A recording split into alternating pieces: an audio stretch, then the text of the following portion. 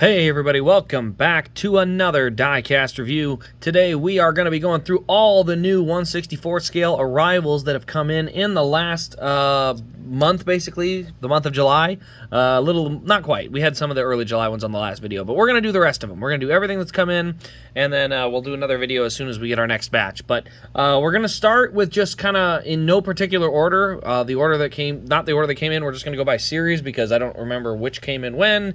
Too much work to remember. Not worth the time, to be honest. So, starting off, first thing we're going to look at, this is Justin Allgaier's 2022, there we go, 2023 Brandt 1/64 scale. So this one came in. We got the silver, we got the orange, we got the black. It's a good combination, 70th anniversary.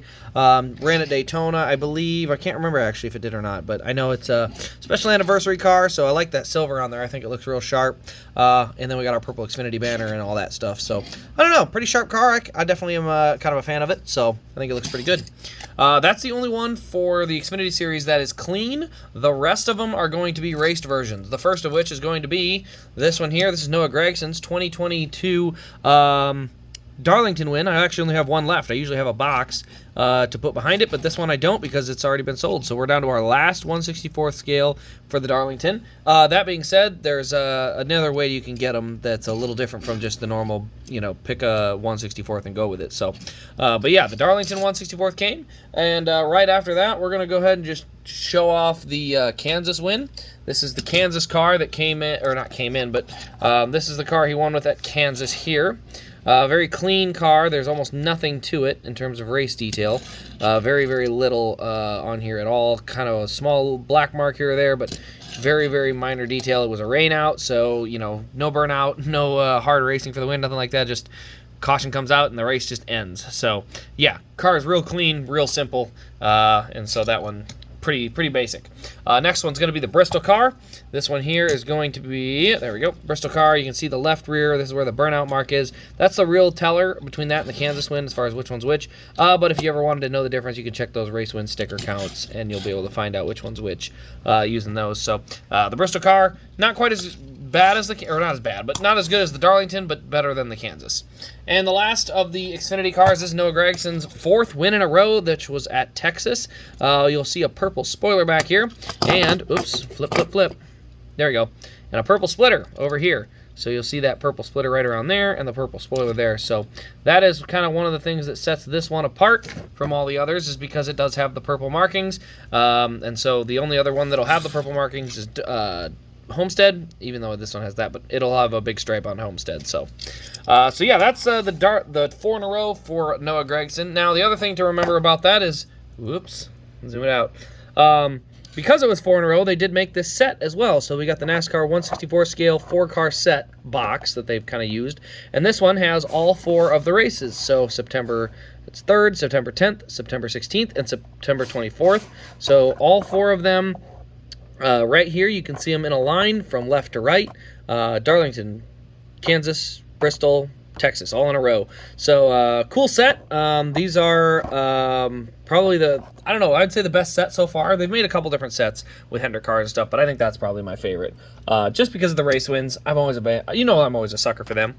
Next on our list, we're going to take a look at a truck. This is going to be Chase Elliott's Gates Hydraulics truck from Daytona. I was actually at the race to watch this one run. It's not a crazy paint scheme, but it is a good-looking truck, honestly. It's very, very white, so it looks really crisp. And that being said, Jake Garcia has been running it very well, actually, for the remainder of the season once he was finally old enough to run this truck, and it works out looking pretty good. So you can see the Gates truck looks pretty good, but another Chase Elliott 1/64 truck, so I like getting to see those. All right, now we are moving on to the Cup Series. We're going to go back to 2022 and finish off the 2022s that are left, and then move into the 2023s. So first of which, this is going to be a car that came in a while back. This is the Night Vision car. I just never had it on order, so came in. It's new to me, but it is not a new release. This one's been out for a little bit, so we do get the playoff banner, playoff spoiler, round of 12 on the front, and then this one actually did have a bright pink window net, but because of it being a 1/64th, they don't put window nets on them. So the next one that came in, another one from the 2022 playoff run. This was Chase Elliott's Napa Children's Hospital 1/64th. You can see that one there. playoff banner and spoiler as well, and then also just the color of the car, the kind of, you can almost tell it was made by colored pencils and crayon. So yeah, you can see the drawings and stuff and what they do for us. So it looks pretty good. This seems to be a paint scheme that just, I don't know, it always looks kind of just fun, very colorful and fun. And then we'll move on to the 2022 raced versions. These are a few that have just come in, so they are not delayed. These just came out or just got to me this last week. So the first of which, this is Eric Jones 2023 or 2022 Darlington win, the Focus Factor car. You'll notice that there is a lack of confetti on the windshield and stuff, and that's just because they don't do confetti on the windshields of these 164s. So this is just kind of a sort of one of those as is. You do get a decent amount of buildup though, so you can see that right front, decent amount of buildup to that. So yeah, race win for Eric Jones. The next one we're going to take a look at is the very next race, or the most, I don't want to say the most recent, the next most recent race. This one is Tyler Reddick, and this is his Texas win in the Lenovo car. There we go. And so you can see the finally a different paint scheme other than the 3G car, which isn't the worst thing in the world. That's a good looking car, but it was nice to get as a Lenovo win. This one was actually canceled and then was saved.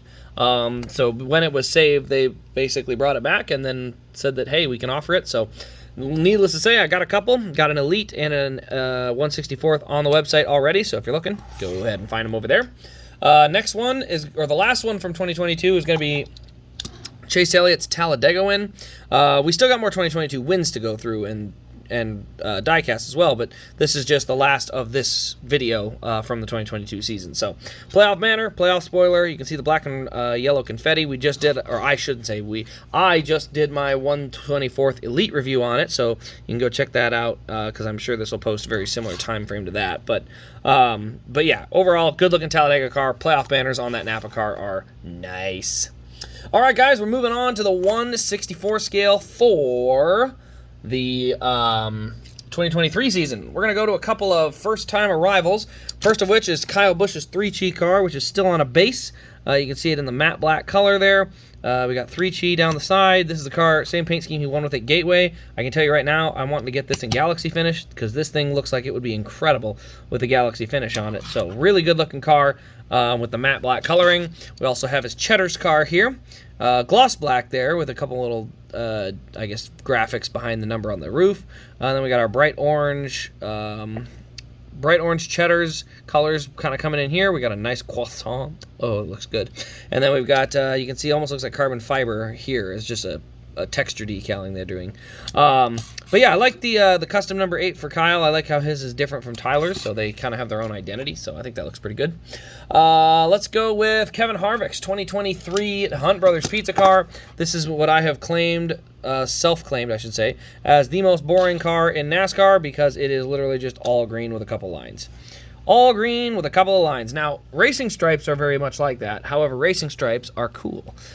This little graphic package underneath is not.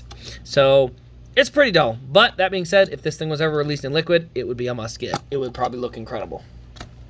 Next on the list, we're going to stick with Stewart Haas. We're going to move on to the Rush Truck Center's car for Chase Briscoe. So this one is going to be his 2023 Mustang.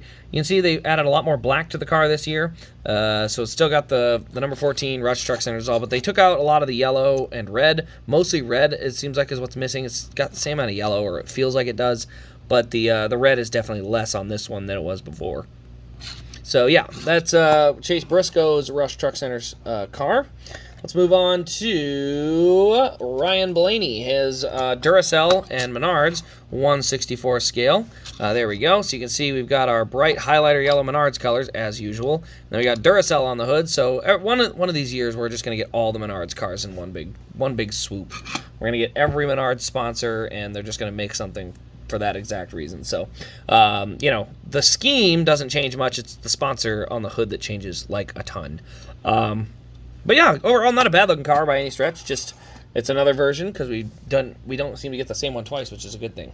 All right, so next on the list, this is going to be Noah Gregson's 2023 Sunseeker Resorts 1/64 scale. Now this one's almost like a depressing thing to see because it's a cool car. We finally get our Noah rookie car for this year, and unfortunately he just simply can't seem to finish races in it, which is just, oh man, what a tough season he's had. That being said, I love the gold outline they're doing on the Legacy Motor Club cars. I think it looks really, really sharp. So I love how Legacy's kind of building their brand off of that gold coloring and stuff, and just sort of setting an image that they want to have.